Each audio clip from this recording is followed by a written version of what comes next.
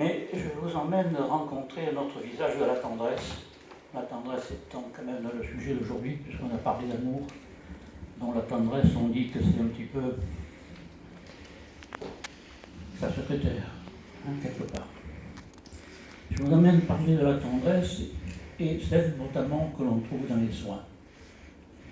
Je suis médecin, donc je vais vous parler de soignants, que je vais vous parler de malades, et je vais vous parler de tendresse dans le soin. Ces deux mots, soin et tendresse, ont effectué un long voyage à travers les âges, ça tout le monde le sait. Tout le monde le sait, et le soin, lui, a souffert de l'insuffisance du savoir et des faiblesses, des faibles connaissances d'autrefois. Et la tendresse, aujourd'hui et toujours, a essayé d'apaiser vainement les craintes et les tourments de la mort. Alors, prendre ce long chemin des soins de tendresse, c'est accepter, je dis, de parcourir un sentier de grande randonnée. C'est le GR20. La Corse du Sud, la Corse du Nord jusqu'à la Corse du Sud. C'est Calanzan à Kona, pour ceux qui connaissent, à travers les montagnes. C'est un trajet difficile, c'est celui qui accompagne la vie des maladies aiguës, la vie des longues maladies, la perte d'autonomie, la grande dépendance, la vie qui s'achève et qui se termine. Pour certains, les soins de tendresse sont deux mots qui peuvent paraître des mots de baratin, qui font sourire d'ailleurs quand on en parle. Mais pour d'autres, ils sont des mots et des gestes espérés, qui apaisent, qui font du bien. Donc c'est partagé. Ce sont des choix de soignants, ce sont des chemins individuels qui sont libres et respectables et que l'on peut ne pas choisir. La première question que je posais, c'était de savoir si dans notre vécu sanitaire aujourd'hui, bouillant et malmené, le soin de tendresse a le temps d'exister. L'actualité semble être un peu calmée quand j'ai choisi ce propos, mais les craintes de récidive paraissent menaçantes. Nous restons marqués par cette période où, depuis 2 ans, l'alarme sanitaire n'a cessé de sonner. Nous avons été sous perfusion d'images quotidiennes qui ont montré des équipes soignantes entrant et sortant en courant des boxes de réanimation, des patients qui sont connectés à de multiples tuyaux, à des tuyaux de perfusion, à de multiples seringues de médicaments, à des appareils de ventilation, d'oxygène, etc. On a vu des soignants réaliser à plusieurs des changements de position difficiles. Et un changement de position difficile, c'est à être à 4, à 3, à 5, à 6, pour arriver à faire la position ventrale en particulier chez des patients sous sédation. C'est quelque chose de dur, de compliqué. Tout cela au milieu d'écrans d'ordinateur, remplis de chiffres et de courbes qui montent et qui descendent, avec des bips qui alarment et qui obligent à tout contrôler, à mettre à jour les données pour renseigner l'ordinateur qui a pour mission de nous alerter. Après un service de 12 heures, jour après jour, nos amis soignants ont été cabossés, physiquement et moralement. Et ils ont été certes encouragés, parce qu'on les applaudit, et certains ont été aussi découragés. Ces soignants dont je vous parle, ce sont ceux qui assurent le fonctionnement des services de réanimation et ceux des services analogues que sont les services de soins continus ou les services de soins intensifs et les services de soins critiques. Tous ces services ont en commun la gravité et la complexité. Ce sont des lieux où le seul temps qui existe, c'est le présent absolu, où le futur ne s'inscrit qu'au conditionnel. Ce sont des lieux qui concentrent tous les pronostics de vie engagés. Des lieux où l'on partage à la fois la fin de vie prévisible et inattendue, et celle que l'on croyait inévitable et qui a décidé de ne pas partir. Dans ces espaces dont je vous parle, le quotidien, c'est le pas de course dans les couloirs. Ce sont les brèves consignes échangées, ce sont les paroles, les ordres, ce sont les gestes. Ce sont des gestes que l'on fait, que l'on montre aux autres pour apprendre, que l'on refait sans cesse pour faire mieux. Dans ce tourbillon qui semblait ne plus finir, accéléré par la médiatisation et les images en boucle, Je savais, parce que je le voyais, que mon soin de tendresse conservait une petite place et qu'il pouvait se glisser quelque part dans un interstice qui restait dans ce monde où la seule efficacité, le seul objectif, c'est l'efficacité maximum. Et aujourd'hui, dans ce contexte-là, je mesure combien la tendresse dans le soin a tenu une place immense et exceptionnelle. Car nous avons constaté tous que dans ce quotidien qui était composé de malades, de rescapés, de multiples personnes décédées, de la douleur et du deuil des familles, dans ce contexte-là, il y avait une immense perte qui était ressentie par toutes celles et ceux, soignants et familles, qui ont vécu de près cette tourmente. Cette perte, ça n'a pas été celle du soin. Les soins ont été assurés, ils ont été assumés par tous, dans les circonstances difficiles que l'on connaît, que l'on a décrites. Mais cette perte a été celle de la tendresse, qui a été volontairement interrompue et perdue par omission. Cette tendresse perdue, on a oublié que c'était la vraie. C'était c'est celle qu'on partage dans notre vie quotidienne, celle qui nous unit à nos proches, à ceux que l'on aime, à nos amis, à notre entourage. Cette perte, c'était simplement le lien intime de tendresse et d'amour qui a été rompu par l'interdiction, par l'éloignement obligatoire, par l'isolement volontaire. Et cela s'est traduit brutalement, par ne plus pouvoir aller voir, par ne plus pouvoir entendre, par ne plus pouvoir approcher, ne plus pouvoir toucher. On ne pouvait plus qu'exister que par personne interposée. Ceux qui ont vécu cela, de loin c'est bien, mais ceux qui ont vécu cela de près, en ont beaucoup souffert et savent le décrire avec beaucoup d'émotion. Ce seul lien interposé qui a résisté s'est transformé spontanément en un trait d'union solide et vivant, représenté par toutes les équipes soignantes sur le terrain, qui sont devenus les relais indispensables pour assurer la transition et la transmission. On dirait la transmission de quoi? La transmission des messages d'affection, la transmission des mots d'émotion, des câlins et des larmes que l'on a confiés, des grosses dises rassurantes qu'on a fait porter. Tous ces milliers de besoins de tendresse dont nous avions besoin, on les a confiés à nos soignants inconnus, avec l'assurance et le réconfort qu'ils seraient transmis. C'est ainsi que tous ces mots et tous ces souhaits de tendresse exprimés se sont mêlés, se sont confondus aux gestes de soins quotidiens que faisaient tous les jours les soignants auprès de leurs malades. Ce sont ces soins-là qui sont devenus de véritables soins de tendresse d'exception. Et c'est vrai que beaucoup de gens ont applaudi. Une raison profonde de les applaudir, c'était justement celle que je vous décris.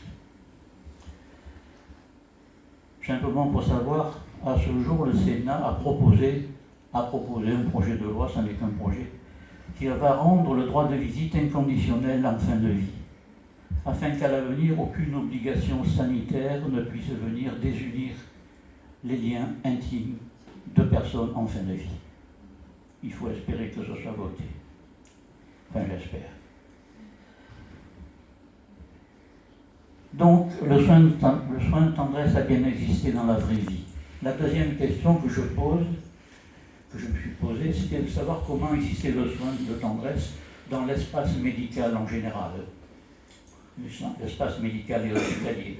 En dehors de ces situations d'exception, les autres espaces de soins hospitaliers, on les connaît, ce sont les services d'urgence, ce sont les services d'hospitalisation médicale et chirurgicale qui, eux, fonctionnent sur un mode relationnel beaucoup plus normalisé, beaucoup plus personnalisé. Certes, les durées de séjour actuellement sont extrêmement courtes, parce qu'il faut que tout cela coûte moins cher, tout simplement, Donc le but est de faire très rapidement les examens indispensables pour poser le diagnostic, de mettre en place très rapidement les traitements à mettre en route, et ensuite, troisième chose importante, c'est de faire l'ordonnance de la prescription de sortie. Il ne nous reste plus que lorsqu'on est malade à sortir au bout de 2 ou 3 jours pour aller se soigner à la maison ou pour essayer d'aller se soigner dans un service de soins de suite s'il y a de la place. Mais dans ces lieux où le temps est raccourci, où la maladie est souvent urgente et aiguë, les questions posées sont nombreuses, les réponses sont souvent courtes ou inachevées dans l'attente d'un prochain rendez-vous. Le temps disponible pour parler et pour partager est devenu une denrée rare. Dans ces espaces où tout va trop vite, mon soin de tendresse existe, mais il lutte avec ténacité pour rester présent. Il est prêt à être utilisé si on pense à lui, si on le veut bien. Il y a aussi un autre lieu de soins qu'il ne faut pas oublier, qui est le nôtre ici d'ailleurs, c'est celui de la médecine gériatrique et de la prise en charge gérontologique. Celui qui accompagne la perte d'autonomie, la dépendance, que nous retrouvons dans les EHPAD, dans les maisons de retraite, dans les unités de séjour, dans les services Alzheimer. Dans ce contexte, le soin institutionnel, le soin de tendresse, il est plus heureux. Il y est plus heureux, parce qu'il a plus de temps pour s'exprimer. Parce qu'il fait partie le plus souvent du langage et du geste quotidien, car il est inséparable de la lourdeur de la maladie, qui nécessite et qui impose la répétition des soins et la prise en charge qui est pluridisciplinaire et pluriquotidienne des patients. Il y a encore un dernier lieu qu'il ne faut pas oublier. Un lieu où le soin de tendresse a une expression magique, où ce lieu est devenu le chef d'orchestre du prendre soin, c'est à domicile, avec les équipes de soins, infirmières, des soignantes, des structures d'hospitalisation à domicile, ou en activité libérale, etc. Ce domaine, c'est l'espace privé, où l'on rencontre le lien fort de la prise en charge médicale, parce qu'on y côtoie à la fois la justesse et l'intimité du geste soignant avec une solide relation de confiance, et on y ressent aussi l'empathie partagée avec la perception de la reconnaissance de soi de manière beaucoup plus forte.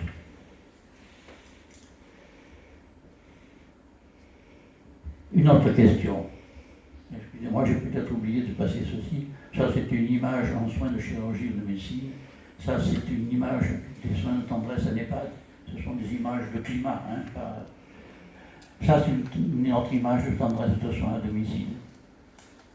Ma question maintenant, on sait que le soin de tendresse se bat pour exister partout. Le soin de tendresse s'adresse-t-il à tous? Sans l'avouer, sans le dire à haute voix, nous avons tous besoin de tendresse, mais pas tous de la même façon. Pour les uns, c'est secondaire, pour les autres, c'est en plus, et pour d'autres encore, c'est l'essentiel. Pour les premiers, les soins de tendresse, les soins sont un devoir exigé, ils doivent être excellents, ils doivent guérir, ils doivent soulager absolument. Ça, c'est une obligation quand on est jeune, quand on est en pleine force de l'âge. Quand la vie personnelle, familiale, professionnelle bat son plein, on ne peut en concevoir la continuité que par la guérison. Pour les autres, les ambitions sont plus modestes. Ils sont ceux qui ont besoin de force pour lutter longtemps contre la maladie.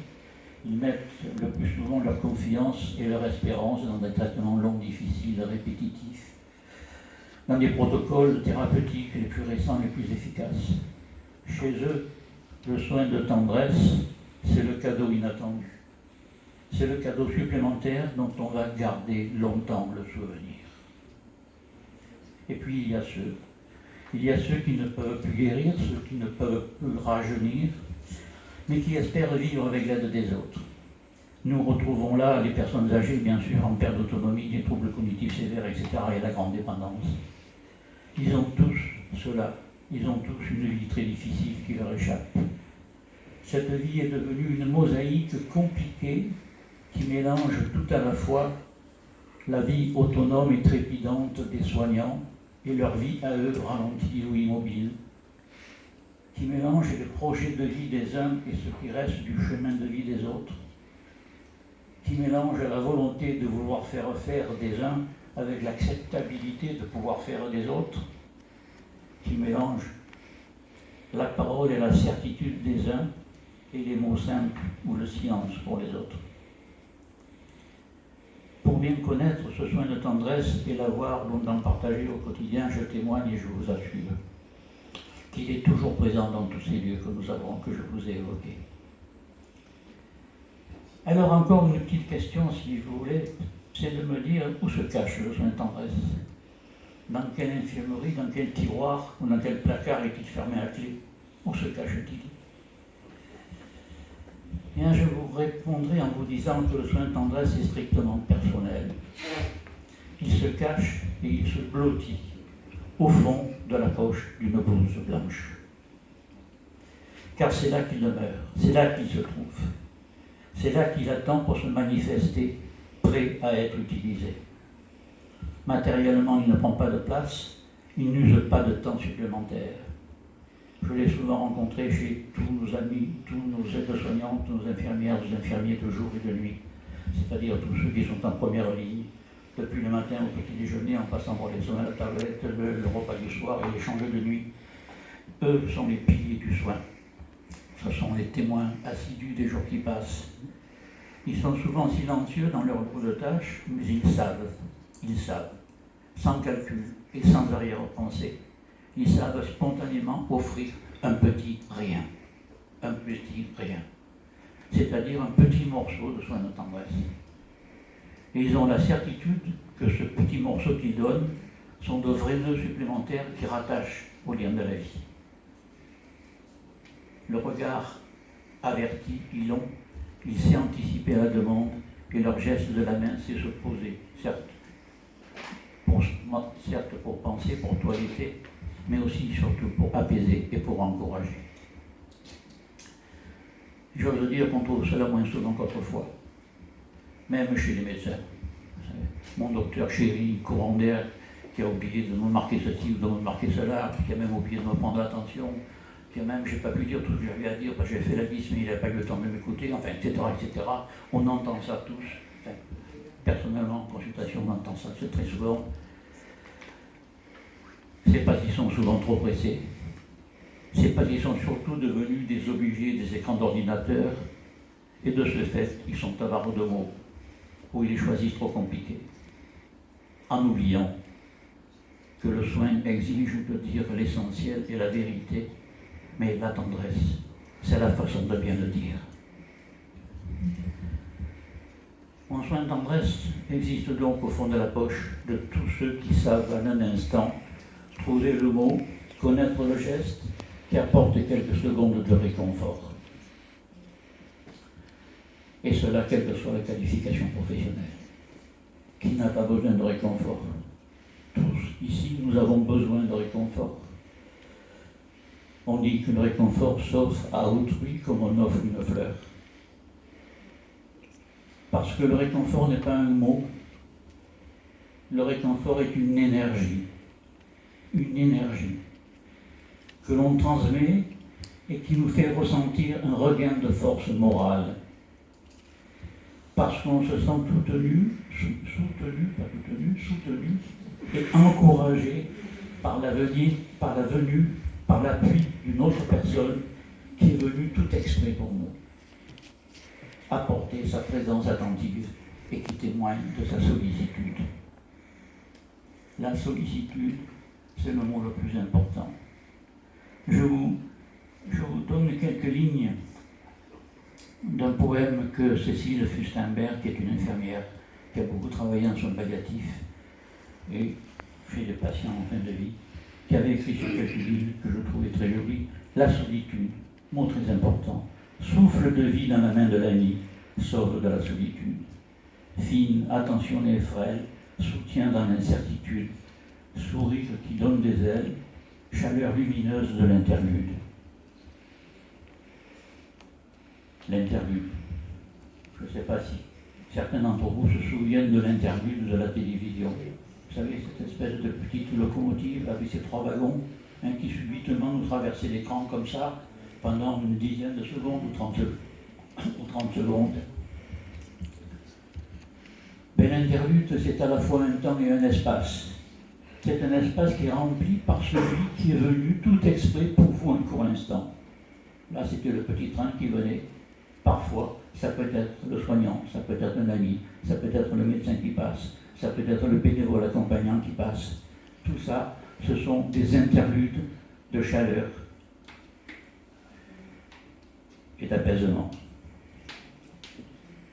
Ceux qui passent comme ça, très brièvement, bien souvent, en venant, ne savent pas qu'ils sont porteurs de 3 trésors à la fois. Le premier trésor, c'est la prévenance et les égards intentionnés. C'est quelque chose. On va témoigner de prévenance et d'égards intentionnés vis-à-vis de quelqu'un. Ça s'appelle la sollicitude. Et puis il y a la compréhension et la disponibilité. La compréhension de ce qui se passe, la disponibilité pour faire. Ça s'appelle la bienveillance.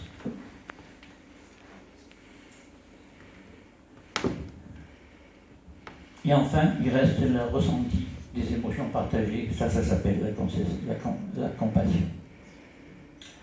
La tendresse du soin, c'est tout cela. C'est être dans une attitude qui veille au bien-être d'une personne avec compétence, avec patience, avec indulgence, mais surtout, sans aucun lien de contrainte, sans aucun lien de passion et sans aucun lien de désir.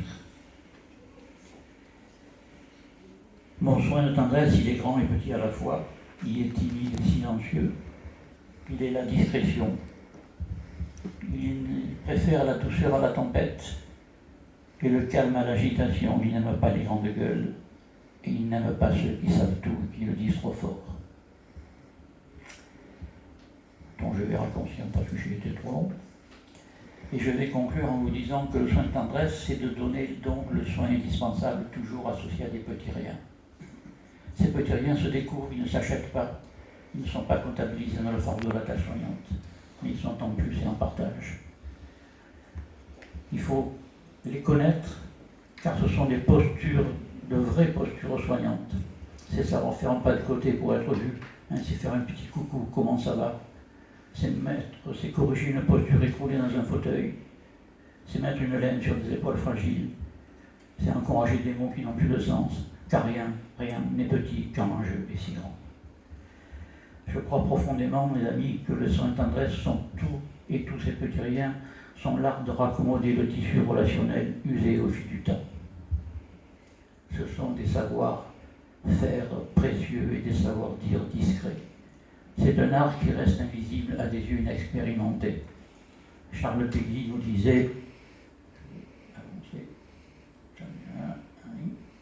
Charles Péguy nous disait, l'idée n'est presque rien, mais la réalisation est presque tout. Ces mots de tendresse, je vous assure que j'espère un jour de ma vie les rencontrer et les entendre. Mais vous, maintenant, vous saurez désormais les reconnaître. Mais je suis sûr aussi que vous avez sûrement déjà rencontré des soignants qui ont traversé votre ciel comme des petites étoiles filantes en laissant derrière eux une traînée lumineuse faite de petits riens et dont vous gardez longtemps le souvenir. Et ce souvenir-là, c'est le souvenir émotionnel laissé par le soin de tendresse.